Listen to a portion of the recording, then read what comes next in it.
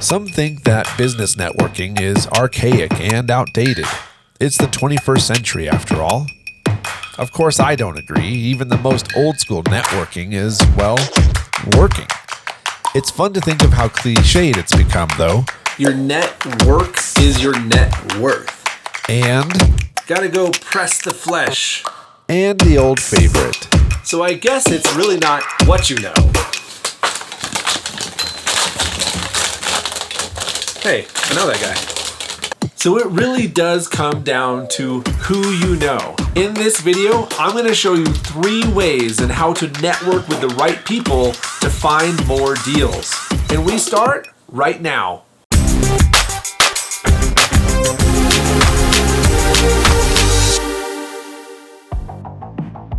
Hey friends, my name is Anson Young, and I've been in real estate for 14 years, fix and flipping houses, wholesaling a bunch more, and I'm also a licensed real estate agent. I'm also the author of this book, Finding and Funding Great Deals, out through our friends at BiggerPockets. If you want even more in-depth information, at the end of this video, I'm going to leave a code for 20% off at the BiggerPockets bookstore for my book. I think you should check it out. Sorry, Izzy. And as always, since you're right here on BiggerPockets YouTube channel, make sure you like, subscribe, leave a comment, hit the bell icon, click over there, click over here. I don't know, do what you like. Right before we dive in, I want to hit a couple of housekeeping items to get out of the way up front before we jump into networking. The first housekeeping item is I'm going to talk about 2 things when talking about networking. The first one is networking to find deals directly. And the second one is networking to sharpen your skills to find better deals. I just wanted to mention that up front so that nobody is confused as we go through this, since masterminding has been such an important part of my real estate career. The second thing is we're not going to go all the way deep to the bottom of the Marianas Trench when it comes to how to network. This is kind of human interaction, basic things that we should all be learning as a lifelong pursuit over time. How to win friends and influence people, exactly what to say, how many business cards to bring. Do you order a beer at the bar? Do you not? Do you go interrupt that circle of people to try and interject? It's not going to be the nitty gritty because that's not what this is. We could have a day-long video on human interaction and it still probably wouldn't scratch the surface. So we're not going to tackle it. The number 1 pro tip that I'm going to give you right up front, it comes from a Gary Vaynerchuk book called Jab, Jab, Jab, Right Hook. And it's all about providing value before you ask for anything. It's a very universal thing in business, and especially with networking and trying to form relationships, that you're going to want to provide some kind of value to somebody before you just go ahead and ask. You don't want to be the person who takes all the time. Otherwise, it's going to be very hard to form relationships, and especially business relationships, with people that you network with. So it's all about jab, provide value, provide value, provide value, and then do a big ask with the right hook. So once you've provided some value to somebody, an example of this would be not just asking for all the information of how somebody's business works, but providing some information of your own and then having a reciprocal relationship. Nobody likes a leech. You're not a vampire. All right, let's get into this. Part 1 is local networking. So when I started from zero in real estate, I actually used this method to get a start on my real estate career. So it's story time. Welcome to story time. When I moved to Phoenix, I knew 3 people in a city of 4 million. I was starting a new endeavor in real estate. I had no idea what I was doing, and I needed to meet as many people as I could in the business. The first thing I did was attend every single RIA meetup that I could, every investor group, every Cashflow 101 game held at some random village inn. And yes, those are real. I made sure to talk to every single person that I could latch onto to start to form relationships. I even started doing odd jobs for investors and agents in exchange for more knowledge or more access to these folks. I'd deliver paperwork for an agent or punch signs in the yard in exchange for learning how to find properties on the MLS. I'd knock on doors for an investor, and in turn, he would teach me how to use contracts. It all started with meetups and then adding value. In all seriousness, out of these relationships, I formed some really good friendships, and my very first deal came from one of the agents who I was working with. I would deliver her contracts, I would put signs in the yards of her listings, and a year later or so, she handed me a deal on a silver platter that I made $60,000 from. And when I was done in Phoenix, I moved back to Denver, because I'm not gonna say it. Not gonna say it. Phoenix sucks. Sorry, Phoenix. Didn't want to hurt your feelings like that. But when I moved back to Denver, it felt like starting over. So what did I do? I went back to square one. I went to all the meetup groups that I could. I talked to everybody that I knew who was in real estate. I tried to hunt down everybody that I could in the game. Some of the meetups were really good. Some of them weren't so great. But we learned a lot through the process, and we made sure to network effectively while we were there. These local meetups are invaluable to a real estate investor or agent. You get to meet with other agents, investors, contractors, insurance people, property managers, the people that you need in your local market to start investing. But right now in 2021, there's not a lot of local in-person meetup groups, and so a lot of them have gone online. While a Zoom meeting isn't as great as networking in person, it's definitely the next best thing, and definitely better than nothing at all. You can definitely get your next deal or your next partnership or find the next agent in your team all from your home in your pajamas. So the places to look for these groups: definitely BiggerPockets in the event section, meetup.com, LinkedIn, or just do a general Google search, look up Real Estate Investment Association, Denver, Colorado, and you will definitely get a few of them. So you might be asking, Anson, I did all that, I looked at everything, I've been to all the groups, I didn't like what I saw, what do I do now? Well, friends, I'm gonna tell you to start a group. Story time.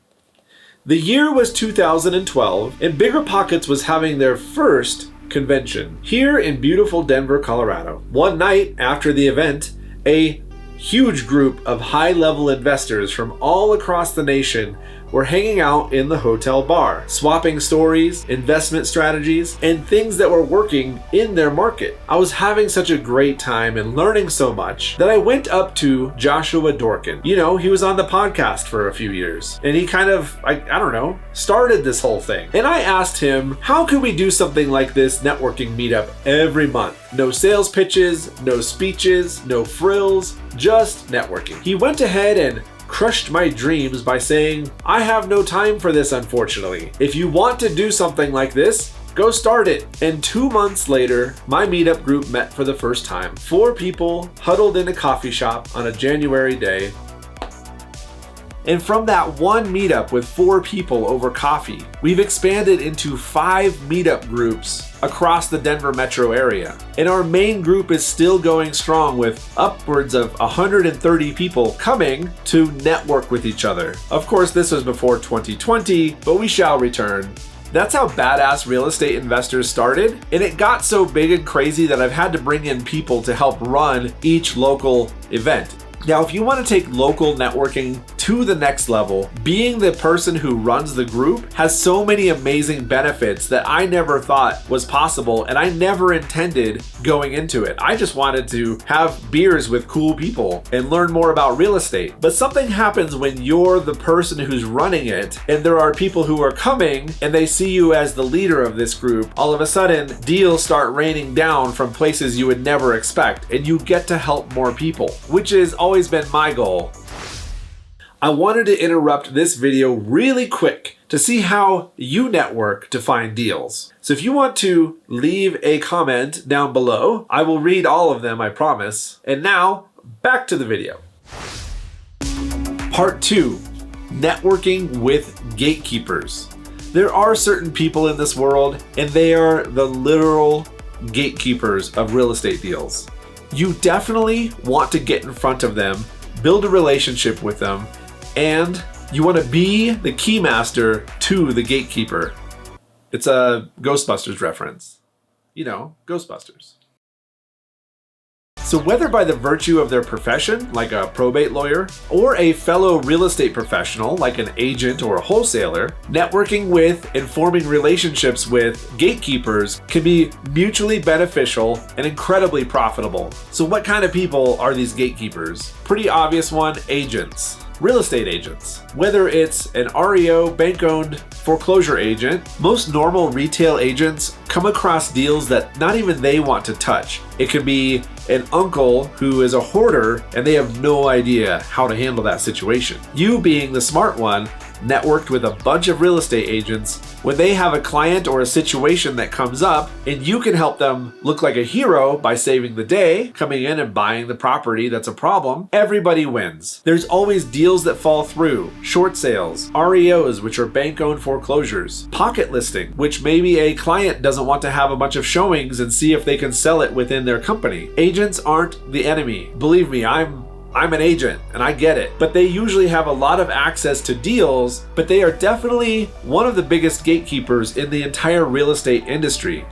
Wholesalers. Yes, wholesalers will wholesale a property to anybody who has a pulse, but if you can network with and form a good relationship with some wholesalers in your area, there's a pretty good chance that they might text or call you first when a deal comes up, and you don't have to compete with a bunch of other investors for those deals. How about lawyers? Whether it's estate lawyers, probate lawyers, divorce attorneys, eviction attorneys. If we're looking for problem real estate, lawyers deal with a lot of problems. So of course they're a really good gatekeeper to real estate deals. Many times with estate attorneys, the house that is in the estate is in bad shape, and so they have to have a way to make a win-win situation with their client, which would be to sell to you, the cash investor, and everybody wins. Another one that people overlook is clean out companies.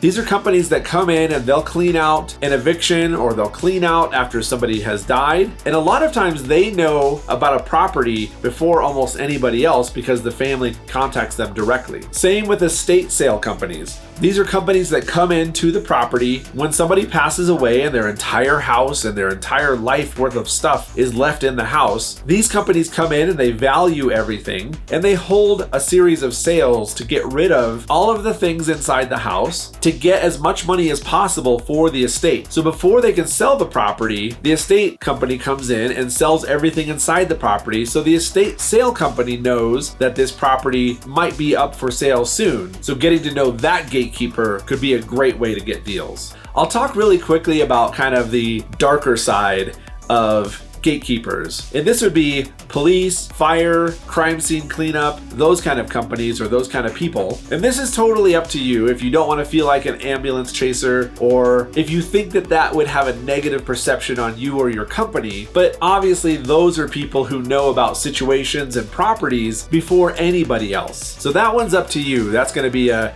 you choice. So now that we know who some of these people are, now I'm going to talk a little bit about networking with these people. We definitely want to provide value, any kind of value that we can. Imagine calling up an attorney and just asking for, hey, give me this, give me. Of course, that call's not going to go very well and nobody's going to get anything that they want. So maybe you can refer them to somebody in your sphere who can benefit from their service, whether it's an attorney, a CPA, estate clean out company, whatever. Of course, you have to be beneficial to their clients. This is how you can come in and save the day. Just by saying, hey, you'll get paid more, doesn't always motivate people. It could just be, hey, this is how this can help your client, and then this is how we can create a win-win scenario. Also, just getting them paid. Some people are motivated only by money. So you can tout the benefits of the services that you provide, whether it's really fast closing or all cash deal or no inspection, no appraisal, no showing, no hassle, no problems. All of these things so that a real estate agent or an attorney goes, yeah, my clients need all of those things. Unfortunately, not a lot of these people are going to be showing up